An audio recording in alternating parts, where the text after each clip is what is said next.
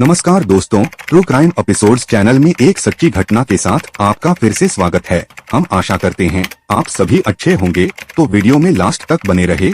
और हाँ दोस्तों, घटना के बारे में कमेंट करके अपने विचार जरूर रखें। अगर आपको हमारी टीम की मेहनत पसंद आए तो चैनल को सब्सक्राइब जरूर करें। हमें आपके सहयोग की बहुत जरूरत है। तो चलिए कहानी शुरू करते हैं। प्रदेश की राजधानी होने के नाते रोजाना लाखों लोग लखनऊ आते जाते रहते हैं। इसी वजह से लखनऊ के रेलवे स्टेशन चारबाग के आसपास तो हर तरह के होटलों की भरमार है ही, उससे सटे इलाकों का भी यही हाल है। ऐसा ही एक इलाका है नाका हिंडोला। यहाँ भी छोटे बड़े तमाम होटल हैं। नाका हिंडोला के मोहल्ला विजय नगर में गुरुद्वारे के पीछे एक होटल है, सिंह होटल एंड पंजाबी रसोई। 16 सितंबर की सुबह 11 बजे के आसपास होटल का कर्मचारी मोहन बहादुर बेसमेंट में बने कमरों की ओर गया तो गैलरी में उसे एक बच्चा रोता हुआ दिखाई दिया। वह लपक कर बच्चे के पास पहुंचा। बच्चा 4 साल के आसपास रहा होगा। उसने उसे गोद में उठाकर पुचकारते हुए पूछा, क्या हुआ बेटा, मम्मी ने मारा क्या? नहीं, मम्मी ने नहीं मारा। मम्मी को पापा मार कर भाग गए, बच्चे ने कहा। मारकर कहाँ भाग गए पापा? मोहन ने पूछा तो बच्चा रोते हुए बोला, पता नहीं। मोहन बहादुर को पहले लगा कि पति पत्नी में मारपीट हुई होगी या हो रही होगी, इसलिए बच्चा रोते हुए बाहर आ गया होगा। लेकिन अब उसे मामला कुछ और ही लगा, इसलिए उसने पूछा, मम्मी कहाँ हैं? वह बाथरूम में पड़ी है, बच्चे ने कहा। तुम किस कमरे से बाहर आए हो? मोहन ने जल्दी से पूछा तो बच्चे ने कमरा नंबर 102 की ओर इशारा कर दिया। मोहन बच्चे को गोद में लिए कमरे के अंदर बने बाथरूम में पहुंचा तो वहां की हकीकत देखकर परेशान हो उठा। बाथरूम में एक महिला की अर्धनग्न लाश पड़ी थी। बच्चे ने उस लाश की ओर अंगुली से इशारा करके कहा, यही मेरी मम्मी है। पापा इन्हें मारकर भाग गए हैं।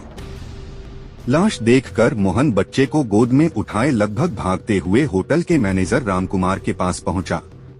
उसने पूरी बात उन्हें बताई तो होटल में अफरा तफरी मच गई। होटल के सारे कर्मचारी इकट्ठा हो गए। मैनेजर रामकुमार ने स्वयं कमरे में जाकर देखा। लाश देखकर उनके भी हाथ पांव फूल गए। उन्होंने तुरंत होटल मालिक राजकुमार और स्थानीय थाना नाका हिंडोला पुलिस को घटना की सूचना दी। सूचना मिलते ही इंस्पेक्टर विजय प्रकाश सिंह ने पहले तो इस घटना की सूचना पुलिस अधिकारियों को दी। उसके बाद खुद पुलिसकर्मियों को साथ लेकर सिंह होटल पहुंच गए। होटल मालिक राजकुमार उनका इंतजार बाहर कर रहे थे। उनके पहुंचते ही वह उन्हें साथ लेकर बेसमेंट स्थित उस कमरे पर पहुंचे जिसमें लाश पड़ी थी। लाश कमरे के बाथरूम में अर्धनग्न अवस्था में थी। सरसरी तौर पर निरीक्षण के बाद उन्होंने मृतका के नग्न हिस्से पर कपड़ा डलवाया। मृतका की उम्र 22 से 23 साल रही होगी। उसके गले को किसी तेज धारदार हथियार से काटा गया था, जिससे निकला खून गर्दन से लेकर पीठ के नीचे तक जमीन पर फैला था। इंस्पेक्टर विजय प्रकाश सिंह लाश का निरीक्षण कर ही रहे थे कि एसपी पश्चिम अजय कुमार और सीओ कैसरबाग हृदेश कठेरिया भी फोरेंसिक टीम के साथ होटल पहुंच गए। फोरेंसिक टीम घटनास्थल से साक्ष्य जुटाने में लग गई तो पुलिस अधिकारी होटल के मालिक और मैनेजर से पूछताछ करने लगे। कमरे की तलाशी में ऐसी कोई भी चीज नहीं मिली जिससे मृतका या उसके पति के बारे में कुछ पता चलता। पुलिस अधिकारियों ने बच्चे को अपने पास बुलाकर पुचकारते हुए प्यार से पूछा, बेटा तुम्हारा नाम क्या है? आयुष। यह मेरा स्कूल का नाम है। घर में मुझे सब शिवा कहते थे, बच्चे ने जवाब में बताया। तुम्हारी मम्मी को किसने मारा? पापा ने मारा है। पापा ने मम्मी को कैसे मारा? एएसपी अजय कुमार ने पूछा तो बच्चे ने कहा, पहले तो पापा ने मम्मी को खूब मारा। मम्मी खूब रो रही थीं। फिर भी पापा उनको मारते रहे। पापा उन्हें मारते हुए बाथरूम में ले गए। वहीं मम्मी बेहोश हो गईं। मम्मी को मारते देख मैं जोर जोर से रो रहा था। पापा ने मुझे गोद में उठाया और बिस्तर पर लिटा दिया। कुछ देर में मैं सो गया। सुबह उठकर देखा तो मम्मी मर चुकी थी। पापा नहीं दिखाई दिए तो मैं रोने लगा। रोते हुए कमरे से बाहर आया तो अंकल ने मुझे गोद में ले लिया। पुलिस अधिकारियों ने बच्चे को एक महिला सिपाही के हवाले करके उसे बच्चे को कुछ खिलाने पिलाने को कहा। इसके बाद होटल के मैनेजर रामकुमार से मृतका के बारे में पूछताछ की गई तो उसने बताया, कल यानी 15 सितंबर की रात 11 बजे एक आदमी पत्नी और बेटे के साथ आया था। उसने अपना नाम बबलू, पत्नी का सीमा और 4 वर्षीय बेटे का नाम आयुष उर्फ शिवा बताया। कमरा मांगने पर मैंने उससे आईडी मांगी तो उसने अपना आधार कार्ड दिया। तब काफी रात हो चुकी थी, इसलिए उसकी फोटोकॉपी नहीं हो सकती थी। इसलिए मैंने उसका आधार कार्ड रख लिया और उसे कमरा नंबर 102 की चाबी दे दी। होटल का वेटर उसका सामान लेकर उसे कमरे तक पहुंचाने गया। कमरे में जाने के कुछ देर बाद बबलू चारबाग गया और वहां से खाना ले आया। सुबह 6:30 बजे बबलू ने मेरे पास आकर कहा कि मुझे आधार कार्ड की जरूरत है, इसलिए आप मुझे मेरा आधार कार्ड दे दीजिए। थोड़ी देर में दुकान खुल जाएगी तो मैं फोटोकॉपी कराकर दे दूंगा। चिंता की कोई बात नहीं, मेरी पत्नी और बच्चा होटल में ही है।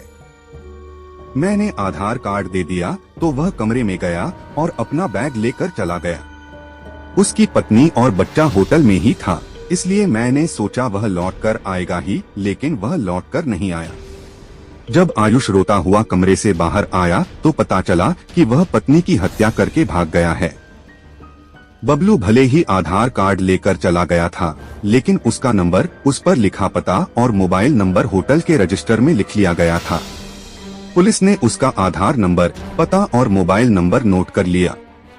इसके बाद घटनास्थल की कार्रवाई निपटाकर लाश को पोस्टमार्टम के लिए मेडिकल कॉलेज भिजवा दिया गया। थाना नाका हिंडोला के थाना प्रभारी विजय प्रकाश बच्चे को साथ लेकर थाने आ गए और होटल मालिक राजकुमार की ओर से मृतका सीमा के पति बबलू के खिलाफ हत्या का मुकदमा दर्ज करा दिया। रिपोर्ट दर्ज करने के बाद पुलिस ने होटल में दर्ज आधार कार्ड के पते और मोबाइल नंबर की जांच कराई तो दोनों फर्जी निकले। आधार कार्ड के अनुसार बबलू का पता RZ 30 स्मितापुरी पार्क रोड नई दिल्ली लिखा था, जो फर्जी पाया गया। आधार कार्ड के नंबर में 2 अंक गलत थे। कमरे में ऐसा कुछ भी नहीं मिला था जिससे हत्यारे के बारे में या मृतका के बारे में कुछ पता चलता। इंस्पेक्टर विजय प्रकाश सिंह सोच रहे थे कि अब क्या किया जाए। तभी उनकी नजर आयुष पर पड़ी। वह स्कूल की ड्रेस पहने था। उन्होंने उसकी स्कूली शर्ट के कॉलर पर लगे टैग को देखा। उसमें जो लेबल लगा था उसमें स्टार यूनिफॉर्म लिखा था। इसका मतलब ड्रेस जिस कंपनी में तैयार की गई थी उसका नाम स्टार यूनिफॉर्म था। स्कूल ड्रेस तैयार करने वाली इस कंपनी के बारे में शायद इंटरनेट से कुछ पता चल जाए। यह सोचकर उन्होंने इंटरनेट पर सर्च किया तो कंपनी का पता और फोन नंबर मिल गया। पुलिस ने उस नंबर पर फोन करके संपर्क किया। जब कंपनी के बारे में पता चल गया तो पुलिस ने व्हाट्सएप द्वारा आयुष और उसकी ड्रेस की फोटो कंपनी को भेजी तो कंपनी ने बताया कि यह ड्रेस एक प्ले स्कूल की है जिसका पता है M24 चाणक्य प्लेस दाबड़ी नई दिल्ली। यह जानकारी मिलने के बाद पुलिस की एक टीम नई दिल्ली पहुंच गई। इस पुलिस टीम ने प्ले स्कूल के प्रबंधक को आयुष का फोटो दिखाकर पूरी बात बताई तो प्रबंधक ने स्कूल के रजिस्टर से आयुष के घर का पता लिखा दिया। आयुष के माता पिता स्कूल से कुछ दूरी पर सीतापुरी कॉलोनी में अवधेश के मकान में किराए पर कमरा लेकर रहते थे। पुलिस टीम ने अवधेश से पूछताछ की तो पता चला कि उसके किराएदार का नाम बबलू नहीं बल्कि मणिकांत मिश्रा है और वह गोरखपुर के थाना सहजनवा के मोहल्ला डुगडुरिया का रहने वाला है। उसके पिता का नाम विश्वंभरनाथ मिश्रा है। सीमा उसकी ब्याहता पत्नी नहीं थी बल्कि दोनों लिव इन रिलेशन में रहते थे। पुलिस टीम ने दिल्ली से ही इंस्पेक्टर विजय प्रकाश को फोन करके सीमा के असली हत्यारे का नाम पता बता दिया। इसके बाद विजय कुमार ने दूसरी पुलिस टीम गोरखपुर भेज दी। 19 सितंबर को गोरखपुर गई पुलिस टीम ने स्थानीय पुलिस की मदद से मणिकांत के घर छापा मारा तो वह घर पर ही मिल गया। पूछताछ में उसने न केवल सीमा की हत्या का अपना अपराध कबूल कर लिया बल्कि हत्या में प्रयुक्त सब्जी काटने वाला चाकू भी बरामद करा दिया। पुलिस टीम मणिकांत को गिरफ्तार करके लखनऊ ले आई। थाने में की गई पूछताछ में मणिकांत ने सीमा की हत्या की जो कहानी सुनाई वह कुछ इस प्रकार थी। उत्तर प्रदेश के जिला गोरखपुर के थाना पिपराइच के पुखरभिंडा गांव में रहता था कमल सिंह। उसके परिवार में पत्नी और एक ही बेटी थी सीमा। वह अपराधी प्रवृत्ति का था, इसलिए पत्नी और बच्चों पर खास ध्यान नहीं देता था। वैसे भी वह ज्यादातर जेल में ही रहता था, इसलिए पत्नी और बेटी अपने मन की मालिक थीं। सीमा खूबसूरत भी थी और महत्वाकांक्षी भी। वह जवान हुई तो उसकी खूबसूरती लोगों की आंखों में बैठ गई। उसे जो भी देखता देखता ही रह जाता। जिसका बाप अपराधी हो उसके घर का माहौल तो वैसे भी अच्छा नहीं होता, क्योंकि उसके साथ उठने बैठने वाले कोई अच्छे लोग तो होते नहीं। कमल के यहाँ भी उसी के जैसे लोग आते थे। जवान बेटी को ऐसे लोगों से दूर रखना चाहिए, लेकिन कमल को इस बात की कोई चिंता ही नहीं थी। वह सभी को घर के अंदर ही बैठाता था। बदमाश प्रवृत्ति का व्यक्ति किसी का नहीं होता, इसलिए उन सब की नजरें कमल की जवान बेटी पर जम गई थीं। बगल के ही गांव भरहट का रहने वाला एक लड़का कमल के यहाँ आता रहता था। वह भी अपराधी प्रवृत्ति का था। वह कुंवारा था, इसलिए उसने कमल सिंह के सामने सीमा से शादी करने का प्रस्ताव रखा। तो कमल सिंह ने सोचा कि उसे बेटी की शादी तो करनी ही है। अगर वह अपने हिसाब से शादी करेगा तो दुनिया भर का इंतजाम और दान दहेज के लिए काफी पैसे खर्च करने पड़ेंगे। और यदि वह सीमा की शादी इस लड़के से कर देता है तो उसे अपने पास से एक पैसा खर्च नहीं करना पड़ेगा। इतना ही नहीं, बल्कि वह चाहे तो इस लड़के से कुछ पैसे भी ले लेगा। लड़का उसे पसंद था, इसलिए उसने कहा, सीमा की शादी तो मैं तुमसे कर दूंगा, लेकिन कुछ देने के बजाय मुझे तुमसे कुछ चाहिए। लड़का भी सीमा के लिए बेचैन था, इसलिए उसने कहा, चाचा जी, मैं सीमा के लिए अपना सब कुछ आपको दे सकता हूँ। मुझे तुम्हारा सब कुछ नहीं चाहिए। सब कुछ दे दोगे तो मेरी बेटी को खिलाओगे पिलाओगे कहाँ से? मुझे कुछ रुपए चाहिए, क्योंकि मेरे ऊपर काफी कर्ज हो गया है। वह लड़का कमल द्वारा मांगी गई रकम देने को तैयार हो गया, तो उसने सीमा का विवाह उस युवक से करा दिया। सीमा पिता के घर से ससुराल पहुंच गई। वहां कुछ दिनों तक तो सब कुछ ठीक ठाक रहा, लेकिन बाद में वह लड़का बात बात पर सीमा से मारपीट करने लगा। तो परेशान होकर सीमा उससे तलाक लेकर मायके चली आई। सीमा पहले से ही बिना अंकुश की थी। शादी के बाद वह और आजाद हो गई। उसे किसी से भी बात करने या मिलने में जरा भी हिचक नहीं होती थी। कोई रोक टोक भी नहीं थी, इसलिए वह कहीं भी किसी के भी साथ घूमने चली जाती थी। इसकी सबसे बड़ी वजह थी उसकी जरूरतें, इसलिए जो भी उसकी जरूरतें पूरी करता वह उसी की हो जाती। ऐसे में ही उसकी मुलाकात थाना पिपराइच के गांव पकडियार के रहने वाले केदार सिंह के बेटे मनोहर सिंह से हुई, तो वह उससे जुड़ गई। केदार सिंह खेती किसानी करते थे। मनोहर सीमा को इस कदर चाहने लगा कि वह उससे शादी करने के बारे में सोचने लगा। मनोहर ने अपने पिता केदार सिंह से शादी के लिए कहा तो उन्होंने मना कर दिया, लेकिन मनोहर ने जिद पकड़ ली कि वह शादी करेगा तो सीमा से ही करेगा, अन्यथा कुंवारा ही रहेगा। तब मजबूर होकर केदार सिंह को झुकना पड़ा। वह सीमा से उसकी शादी कराने को राजी तो हो गए, लेकिन उन्होंने शर्त रख दी कि सीमा को उनके हिसाब से घर में रहना होगा, जबकि वह जानते थे कि सीमा ज्यादा दिनों तक उनकी इच्छानुरूप नहीं रह सकती। इसीलिए उन्होंने यह शर्त रखी थी। मनोहर से शादी के बाद सीमा ने एक बेटे को जन्म दिया, जिसका नाम आयुष रखा गया, लेकिन घर में उसे सब प्यार से शिवा कहते थे। केदार सिंह ने सीमा पर काफी बंदिशें लगा रखी थीं। उसे परेशान करने के लिए वह बात बात पर उसे प्रताड़ित करते रहते थे। सीमा को बंदिशें वैसे भी कभी रास नहीं आई। वह तो खुले आकाश में विचरण करने वाली युवती थी। यही वजह थी कि जल्दी ही वह उस घर के माहौल से तंग आ गई। वह उस घर से भागने की कोशिश करने लगी। आखिर एक दिन मौका मिलते ही वह बेटे को लेकर उस घर से हमेशा हमेशा के लिए भाग निकली। सीमा मायके आई तो उसका पिता कमल सिंह किसी मामले में गोरखपुर जेल में बंद था। सीमा अक्सर अपने पिता से मिलने जेल जाती रहती थी। वहीं उसकी मुलाकात मणिकांत मिश्रा से हुई। वह भी अपने पिता विश्वंभरनाथ मिश्रा से मिलने जेल आता रहता था। मणिकांत के पिता विश्वंभरनाथ मिश्रा जिला महाराजगंज में कोऑपरेटिव बैंक की नौतनवा शाखा में सचिव थे। 2008 में उन्हें गबन और धोखाधड़ी के मामले में गोरखपुर जेल भेज दिया गया था। मणिकांत मिश्रा मां बाप का एकलौता बेटा था। मणिकांत भी अपने पिता से मिलने जेल आता रहता था और सीमा भी अक्सर दोनों की मुलाकात हो जाती थी। कभी दोनों ने एक दूसरे के बारे में पूछ लिया तो उसके बाद उनमें बातचीत होने लगी। बातचीत होते होते उनमें दोस्ती हुई और फिर प्यार। बाप जेल में था, मुकदमा चल रहा था, आमदनी का कोई और जरिया नहीं था, इसलिए मणिकांत दिल्ली चला गया और वहां वह कढ़ाई का काम करने लगा। रहने के लिए उसने डाबड़ी की सीतापुरी कॉलोनी में अवधेश के मकान में एक कमरा किराए पर ले लिया। मणिकांत दिल्ली में रहता था और सीमा गोरखपुर में, लेकिन दोनों में फोन पर बातें होती रहती थीं। सीमा ने उससे कहा कि उसे वहां अच्छा नहीं लगता। इस पर मणिकांत ने उसे दिल्ली बुला लिया। वह बेटे को लेकर दिल्ली पहुंच गई। सीमा को दिल्ली आए 2 से 3 दिन ही हुए थे कि एक रात उसने कहा, मणि, हम दोनों एक दूसरे को पसंद ही नहीं करते, बल्कि एक दूसरे को जी जान से चाहते भी हैं। हमें एक दूसरे से दूर रहना भी अच्छा नहीं लगता। क्यों न हम दोनों शादी कर लें? सीमा की इस बात पर मणिकांत गंभीर हो गया।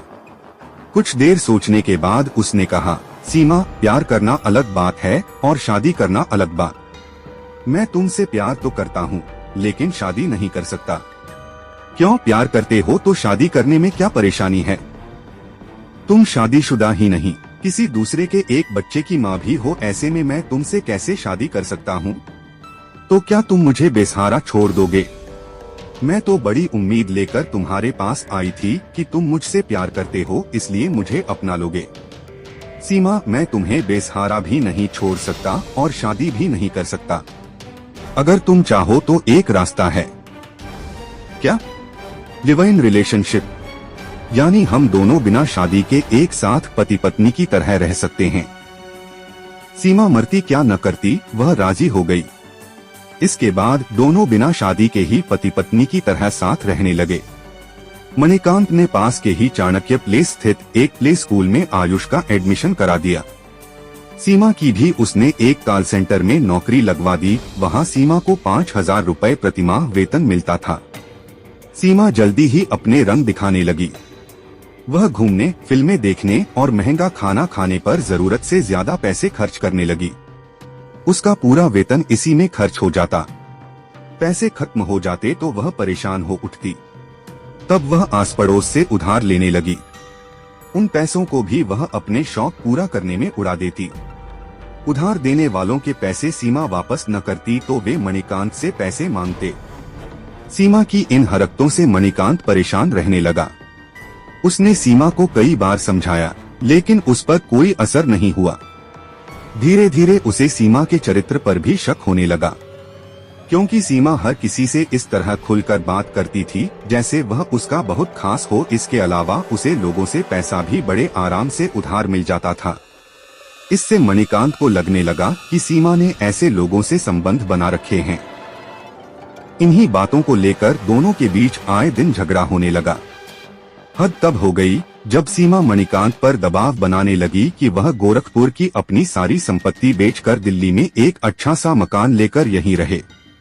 मणिकांत सीमा की हरकतों से वैसे भी परेशान था। जब वह उस पर संपत्ति बेचने के लिए ज्यादा दबाव बनाने लगी तो वह सीमा से छुटकारा पाने के बारे में सोचने लगा। उसे पता था कि यह औरत सीधे उसका पीछा नहीं छोड़ेगी, इसलिए उसने उसे खत्म करने का विचार बना लिया। पूरी योजना बनाकर उसने सीमा से गोरखपुर के अपने गांव चलने को कहा तो वह खुशी खुशी चलने को तैयार हो गई। 15 सितंबर की दोपहर मणिकांत ने सीमा और आयुष को साथ लेकर लखनऊ जाने के लिए गोमती एक्सप्रेस पकड़ी। रात 10 बजे वह लखनऊ के चारबाग स्टेशन पर उतरा। उसने सीमा से कहा कि इस समय गोरखपुर जाने के लिए कोई बस या ट्रेन नहीं मिलेगी, इसलिए आज रात यहीं किसी होटल में रुक जाते हैं। सीमा क्या कहती, वह होटल में रुकने को तैयार हो गई। रिक्शे पर बैठकर उसने रिक्शे वाले से किसी छोटे और सस्ते होटल में चलने को कहा। रिक्शे वाला तीनों को नाका हिंडोला थाने के विजयनगर स्थित सिंह होटल एंड पंजाबी रसोई ले गया। वहां मणिकांत ने होटल के रिसेप्शन पर बैठे मैनेजर रामकुमार से एक कमरे की डिमांड की तो उसने उससे आईडी मांगी। मणिकांत ने सुबह को आईडी की फोटोकॉपी देने को कहा। तब उसने उसका आधार कार्ड लेकर उसका नंबर, मोबाइल नंबर और पता दर्ज कर लिया। कमरे का किराया 350 रुपए लेकर उसने कमरा नंबर 102 की चाबी मणिकांत को दे दी। वह सीमा और आयुष को लेकर कमरे में चला गया। सीमा और आयुष को कमरे में छोड़कर मणिकांत चारबाग गया और वहां किसी ढाबे से खाना ले आया। खाना खाकर वह सीमा से बातें करने लगा। तभी किसी बात पर उसकी सीमा से बहस हो गई तो वह सीमा को पीटने लगा। सीमा जोर जोर से रोने लगी। माँ की पिटाई और उसे रोता देखकर मासूम आयुष भी रोने लगा। मणिकांत सीमा की पिटाई करते हुए उसे बाथरूम में ले गया। वहाँ उसने उसे इस तरह पीटा कि वह बेहोश हो गई। उसे उसी हालत में छोड़कर वह आयुष के पास आया और उसे बिस्तर पर लिटाकर किसी तरह सुला दिया। इसके बाद उसने घर से बैग में रखकर लाया सब्जी काटने वाला चाकू निकाला और बाथरूम में बेहोश पड़ी सीमा का बेरहमी से गला काट दिया, जिससे उसकी मौत हो गई। रात भर वह उसी कमरे में रहा। सवेरा होने पर उसने मैनेजर से अपना आधार कार्ड लिया और बैग लेकर निकल गया। होटल से निकलकर वह गोरखपुर स्थित अपने घर चला गया। उसने अपनी ओर से होटल में कोई सबूत नहीं छोड़ा था, लेकिन पुलिस आयुष की स्कूल ड्रेस के टैग के सहारे उस तक पहुंच ही गई। सारी कानूनी औपचारिकताएं पूरी करके पुलिस ने मणिकांत को न्यायालय में पेश किया, जहां से उसे न्यायिक अभिरक्षा में जेल भेज दिया गया। दोस्तों, आप इस घटना के बारे में क्या कहना चाहोगे? कमेंट करके बताएं। मिलते हैं फिर किसी और वीडियो के साथ।